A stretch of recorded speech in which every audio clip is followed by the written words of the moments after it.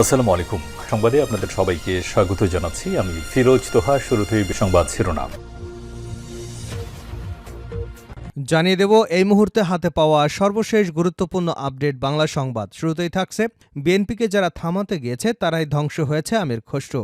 বিএনপির স্থায়ী কমিটির সদস্য আমির খসরু মাহমুদ চৌধুরী আরও বলেন, বিগত দিনগুলোতে আমরা রাজপথে রক্ত দিয়ে জেলে গিয়েছি, অনেক নেতাকর্মী হারিয়েছি, অনেক কিছুই হারিয়েছি জীবনে, কিন্তু একটা জায়গায় ভালো কাজ করেছি। বিএনপি নেতাকর্মীরা জ্বলে পুড়ে খাঁটি সোনায় পরিণত হয়েছে। এজন্য বিএনপিকে ভাঙতে পারে নাই। বিএনপি আজ অনেক শক্তিশালী। বিএনপিকে যারাই যখনই থামাতে গিয়েছে তারাই ধ্বংস হয়ে গেছে।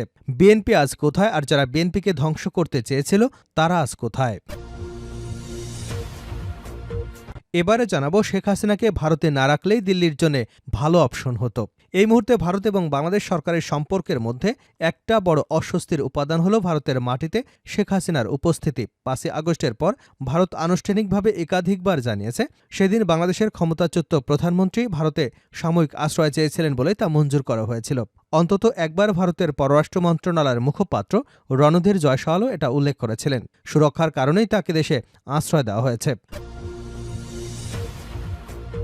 জানাবো, বিলম্ব না করে দ্রুত নির্বাচনের রোডম্যাপ ঘোষণা করুন মির্জা ফখরুল।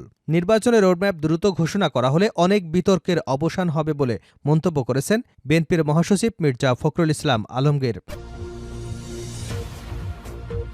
এদিকে বিএনপি ক্ষমতায় যাচ্ছে, সেই নিশ্চয়তা কোথায় পেলেন চরমোনাইপির? ইসলামী আন্দোলন বাংলাদেশের আমির মুফতি সৈয়দ মোহাম্মদ রেজাউল করিম বলেছেন, আগামীতে যাতে কোনো স্বৈরাচারের উত্থান না হয় সেজন্য আমরা সংখ্যানুপাতিক নির্বাচন বা পিআর পদ্ধতিতে নির্বাচন চাই। গত ১৬ বছর ধরে এই পদ্ধতির দাবি জানিয়ে আসছি। দেশের অধিকাংশ রাজনৈতিক দল এর পক্ষে অবস্থান নিয়েছেন, কিন্তু শুধু বিএনপি ভিন্নমত পোষণ করেছে। তাদের বলবো, ক্ষমতা যাতে কোনো একক দলের হাতে একীভূত না হয় সেজন্যই পিআর পদ্ধতির প্রয়োজন।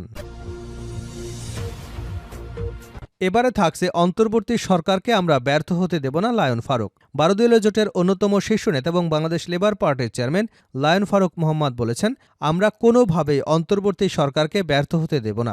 এ সরকার ব্যর্থ হলে গণতন্ত্রকামী জনগণ ব্যর্থ হবে। এবং সর্বশেষ জানাবো আন্তর্জাতিক সংবাদ। সুলাইমানিকে হত্যার বিচার নিয়ে ইরানের হুঙ্কার। মার্কিন হামলায় নিহত ইরানের বিপ্লবী গার্ড বাহিনীর কমান্ডার জেনারেল কাসেম সুলাইমানির হত্যার বিচার নিয়ে নতুন হুঙ্কার দিয়েছে ইরান। আইনি এবং বিচারিক প্রক্রিয়ার মাধ্যমে তার হত্যার বিচার নিশ্চিত করা হবে বলে জানিয়েছে দেশটি। এতক্ষণ শিরোনাম শুনছিলেন, এবার বিস্তারিত।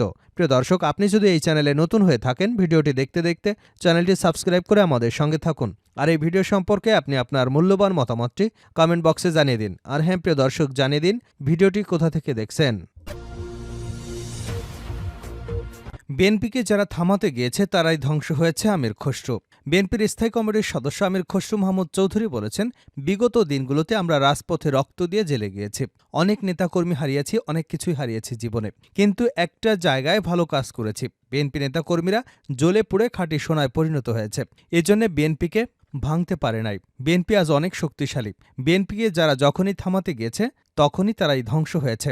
বিএনপি কোথায়, আর যারা বিএনপিকে ধ্বংস করতে চেয়েছিল তারা আজ কোথায়? বিকেলে নগরীর ১৬ শহরে বিপ্লব উদ্যোগ, জাতীয় বিপ্লব এবং সংহতি দিবস উপলক্ষে চট্টগ্রামে অনুষ্ঠিত কেন্দ্রীয় যুবদলের দিনব্যাপী কর্মসূচির অংশ হিসেবে সমাবেশ ও বিপ্লব উদ্যান থেকে কালুরঘাট অভিমুখে যুব পদযাত্রা কর্মসূচিতে প্রধান অতিথির বক্তব্যে এসব কথা বলেন তিনি। কেন্দ্রীয় যুবদলের সভাপতি আব্দুল মোনায়েম মোন্নার সভাপতিত্বে সাধারণ সম্পাদক মোহাম্মদ নুরুল ইসলামের সঞ্চালনায় অনুষ্ঠানটি পালিত হয়। আমির খসরু মাহমুদ চৌধুরী বলেন, আবারও বলছি, বিএনপিকে থামানোর চেষ্টা করবেন না। বাংলাদেশে গণতন্ত্রের মাধ্যমে জনগণ তাদের ভোটাধিকার প্রয়োগ করে তাদের সরকার, তাদের সংসদ দেখতে চায়। এটা বাধাগ্রস্ত করবার কোনো সুযোগ নেই। বিএনপির জন্য বিগত দিনে অনেক ত্যাগ স্বীকার করা হয়েছে। প্রয়োজনে আবারও ত্যাগ স্বীকার করতে আমরা প্রস্তুত আছি।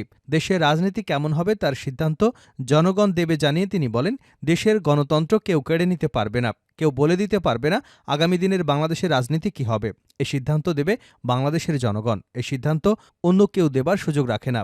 জনগণের সিদ্ধান্ত অন্য কেউ দেবার চেষ্টা করেও ব্যর্থ হয়েছে মন্তব্য করে তিনি বলেন, জনগণের সিদ্ধান্ত অনেকেই অনেকবার দেবার চেষ্টা করেছেন। স্বাধীনতার পর শেখ মুজিবুর রহমান সাহেবও চেষ্টা করেছিলেন। তিনি কি সফল হয়েছেন? এরপর এরশাদ চেষ্টা করেছিলেন, শেখ হাসিনাও চেয়েছিলেন। তারা কি পেরেছে?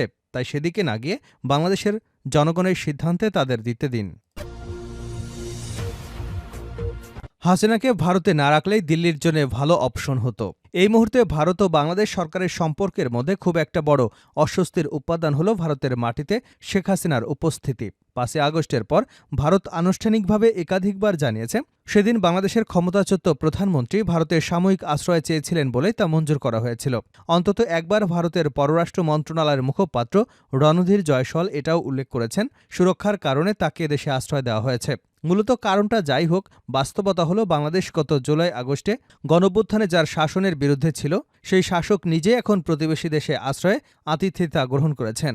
বহু পর্যবেক্ষক বিশ্বাস করেন, সেই অভ্যুত্থানে যেহেতু একটা ভারত বিরোধী মাত্রাও ছিল, কারণ ভারতের সমর্থন ছাড়া এভাবে হাসিনার পক্ষে এতদিন ক্ষমতা আঁকড়ে থাকা সম্ভব ছিল না, এমনটাই ধারণা করেন আন্দোলনকারীরা।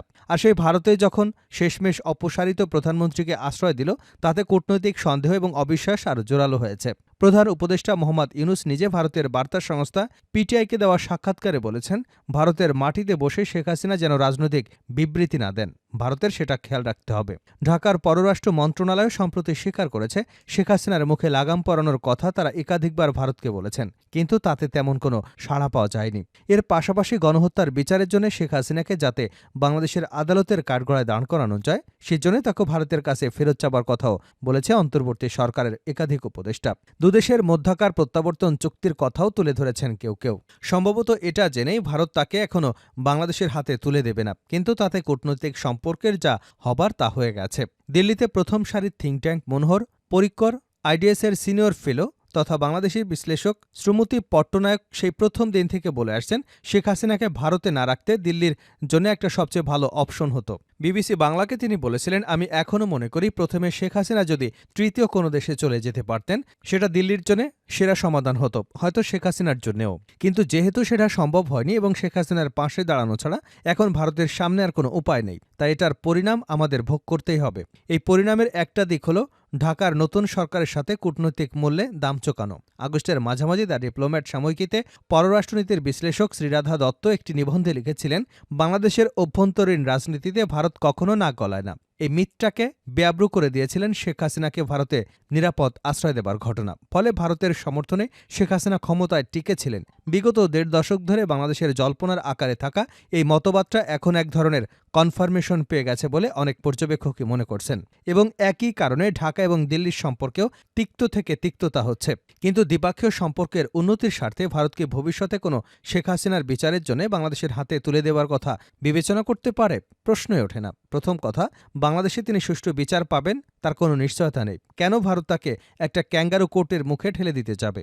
দ্বিতীয়ত, যদি ভারত শেখ হাসিনার সংকট মুহূর্তে তার পাশ থেকে সরে দাঁড়ায়, তাহলে আমাদের নেইবারহুডের কোনো দেশের কোনো নেতাই ভারতের বন্ধুত্বে আর কখনো ভরসা রাখতে পারবে না। বিবিসিকে বলছিলেন ভারতের সাবেক শীর্ষস্থানীয় কূটনৈতিক টিসিএ রাঘবন। ফলে ধরেই নেওয়া যেতে পারে শেখ হাসিনা এখন লম্বা সময়ের জন্যই ভারতেই থাকছেন, এবং যতদিন সেটা থাকছেন ততদিন ঢাকা এবং দিল্লির মধ্যকার কূটনৈতিক সম্পর্ক স্বাভাবিক হওয়াটা খুবই কঠিন।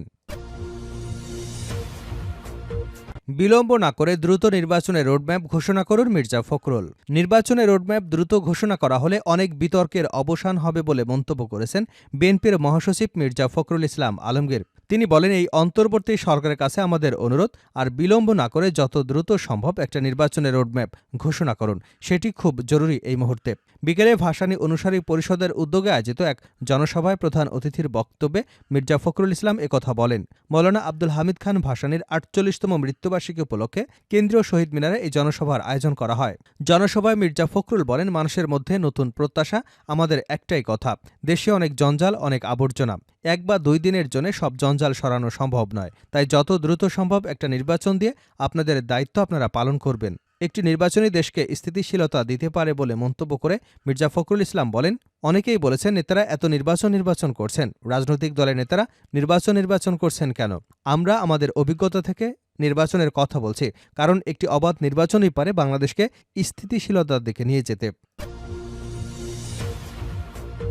বিএনপি ক্ষমতায় যাচ্ছে, সেই নিশ্চয়তা কোথায় পেলেন চরমোনাই পীর? ইসলামী আন্দোলন বাংলাদেশের আমির মুফতি সৈয়দ মোহাম্মদ রেজাল করিম চরমোনাই পীর বলেছেন, আগামীতে যাতে কোনো স্বৈরাচারের উত্থান না হয় সেজন্য আমরা সংখ্যানুপাতিক নির্বাচন বা পিআর পদ্ধতিতে নির্বাচন চাই। গত ১৬ বছর ধরে এই পদ্ধতির দাবি জানিয়ে আসছি। দেশের অধিকাংশ রাজনৈতিক দল এর পক্ষে অবস্থান নিয়েছে, কিন্তু বিএনপি এই বিষয়ে ভিন্নমত পোষণ করেছে। তাদেরকে বলবো, ক্ষমতা যাতে কোনো একক দলের হাতে একীভূত না হয় সেজন্যই পেয়ার পদ্ধতির প্রয়োজন। আমরা বিশ্বাস করি, আমরা যেমন রাজনৈতিকভাবে স্বৈরাচার বিরোধী, তেমনি মানসিক এবং পদ্ধতিগতভাবেও স্বৈরতন্ত্র বিরোধী। তাই যদি হয় তাহলে আপনারাও পেয়ার পদ্ধতির প্রতি সমর্থন জানাবেন বলে আশা প্রকাশ করছি। রাজধানীর পুরানা পল্টনে দলীয় কার্যালয়ে অন্তর্বর্তী সরকারের ১০০ দিনের কার্যক্রম ও দেশের চলমান পরিস্থিতি নিয়ে এক সংবাদ সম্মেলনে এ দাবি করেছেন তিনি। বিএনপি ক্ষমতায় গিয়ে সংস্কার করবে এমন বক্তব্যের প্রতিক্রিয়ায় চরমোনাই পীর বলেন, বিএনপি আগামী নির্বাচনে ক্ষমতায় যাচ্ছে, সেই নিশ্চয়তা তারা কোথায় পেলেন?